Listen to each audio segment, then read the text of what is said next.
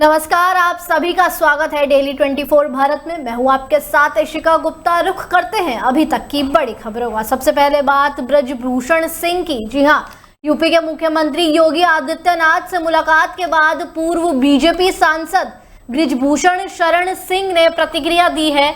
उन्होंने बताया है कि इस मुलाकात के दौरान उनके बीच क्या बात हुई। ब्रजभूषण ने, आपको बता दें, उन्होंने कहा है कि वो 31 महीने बाद योगी से मिले हैं। इसमें कुछ भी पॉलिटिकल नहीं था, बस अपना गम शिकवा शेयर किया। उन्होंने कहा है कि वैसे भी मेरे मुख्यमंत्री से 56 साल से संबंध है। मीडिया से बातचीत में ब्रजभूषण शरण सिंह ने कहा कि जीवन में उतार चढ़ाव होता रहता है। करीब 31 महीने बाद योगी जी से मिला हूं।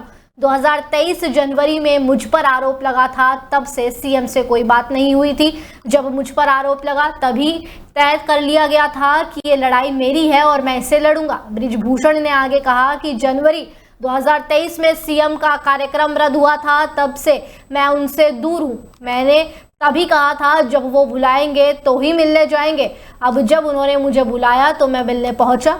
आपको बता दें कि मुलाकात में परिवार के 2 लोगों ने अपने गम शिकवे शेयर किए, ऐसा ब्रजभूषण शरण सिंह ने कहा। उन्होंने कहा कि इसमें कुछ भी पॉलिटिकल नहीं था।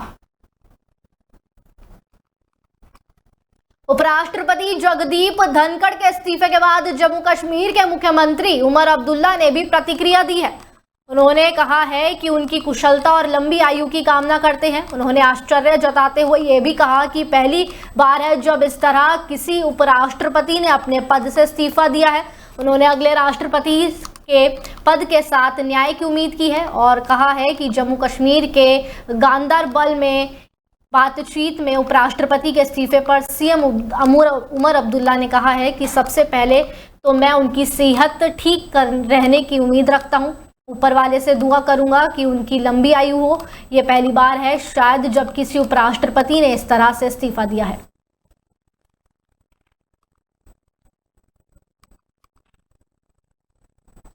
कांवड़ यात्रा क्यूआर स्टिकर मामले पर सुप्रीम कोर्ट में दाखिल याचिका का उत्तर प्रदेश और उत्तराखंड सरकार ने विरोध किया है। इस मामले में मंगलवार यानी कि 22 जुलाई को सुप्रीम कोर्ट में सुनवाई हुई। कोर्ट ने कहा कि कुछ ढाबे कांवड़ यात्रा के दौरान मांसाहारी बनाना बंद कर देते हैं। हम सहमत हैं कि दुकानदार का नाम जानना जरूरी नहीं है, लेकिन कोई तरीका तो होना चाहिए कि तीर्थ यात्रियों को इस बारे में पता हो। कोर्ट ने कहा है कि तीर्थ यात्रियों की धार्मिक भावना और लोगों के संवैधानिक अधिकारों में संतुलन बने रहे। कुछ लोग तो प्याज लहसुन तक नहीं खाते हैं। याचिकाकर्ता की तरफ से सीनियर एडवोकेट अभिषेक मनु सिंघवी ने रोक की मांग की है और कहा है कि खाने में मेन्यू होता है तो दुकानदार का नाम नहीं होता। क्यूआर कोड लगाना सुप्रीम कोर्ट के पिछले साल आए आदेश का उल्लंघन होगा।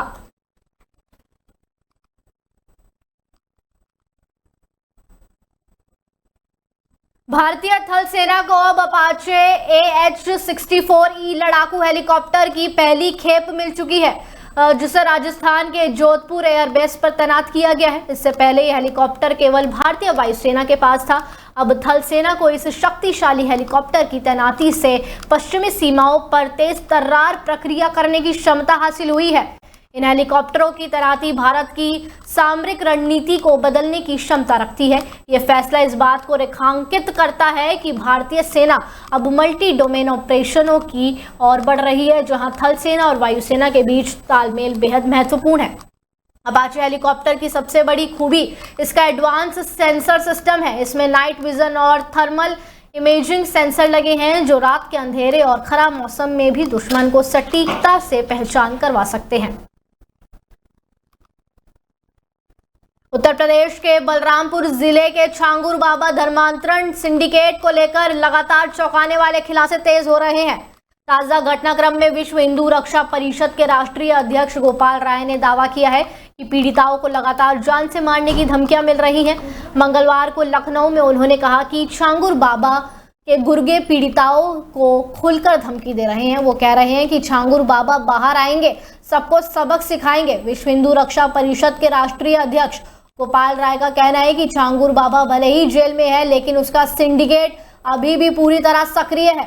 उन्होंने साफ शब्दों में कहा है कि धर्मांतरण का रैकेट दबाया नहीं गया है, बस पर्दे के पीछे चला गया है। उन्होंने कहा जो गैंग पहले लड़कियों को फंसाकर उनका माइंड वॉश करता था वही आज उन्हें धमका रहा है। वो चाहते हैं कि केस वापस ले लिया जाए और गवाही ना मिल सके। उपराष्ट्रपति जगदीप धनखड़ के सोमवार देर शाम अचानक इस्तीफे ने देश की राजनीति में हलचल मचा दी है। संसद के मानसून सत्र के पहले ही दिन उनके इस फैसले ने हर किसी को हैरान कर दिया। उन्होंने स्वास्थ्य कारणों और चिकित्सक की सलाह का हवाला देते हुए राष्ट्रपति द्रौपदी मुर्मू को अपना इस्तीफा सौंपा, जो स्वीकार कर लिया गया है। अब उनकी जगह नए उपराष्ट्रपति की चुनाव का प्रक्रिया जल्द शुरू होगी और एनडीए गठबंधन जल्द ही अपना उम्मीदवार घोषित कर सकता है। इधर पटना में जब मीडिया ने बिहार के मुख्यमंत्री नीतीश कुमार के उपराष्ट्रपति पद की दौड़ में आगे होने की संभावना जताई तो कुछ नेताओं ने भी रिएक्शन दिए। उनका कहना है कि ऐसा होना भी ठीक है। बीजेपी के नेतृत्व वाले एनडीए गठबंधन की ओर से नए उपराष्ट्रपति पद के उम्मीदवार की घोषणा जल्द होने की संभावना है। आपको बता दें इस रेस में सबसे मजबूत नाम राज्यसभा के उपसभापति हरिवंश नारायण सिंह का माना जा रहा है। वे जनता दल के राज्यसभा सांसद हैं और 2020 में उपसभापति के तौर पर काम कर रहे थे। हरिवंश सिंह को केंद्र सरकार का करीबी और भरोसेमंद चेहरा भी माना जाता है।